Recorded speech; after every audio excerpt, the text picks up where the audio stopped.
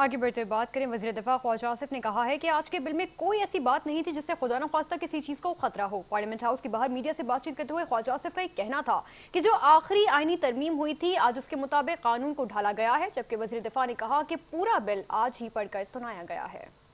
یہ تو جو آئینی ترمیم ہوئی ہے آخری، اس کے مطابق جو ہے قانون کو ڈھالا گیا ہے۔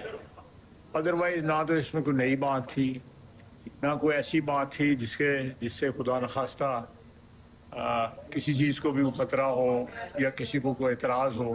پورا بل پڑھ کے سنایا گیا ہے اور اس میں کوئی ایسی چیز سامنے دیکھیے جس کے اوپر جو ہے کہ وہ بحث ہوتی یا کوئی لمبی چوڑی دو چار دن اس پہ لگتے، ضرورت ہی نہیں تھی۔ اپوزیشن کا کام ہے احتجاج کرنا، وہ احتجاج کرتے ہیں، ان کا حق ہے جس چیز پہ مرضی احتجاج کریں، جس چیز پہ مرضی نہ احتجاج۔ مولانا میرے لیے بڑے قابل احترام ہیں، وہ جو بھی کام کریں گے ان کی شخصیت اور ان کی قیادت جو ہے اس میں برکت ڈالے گی۔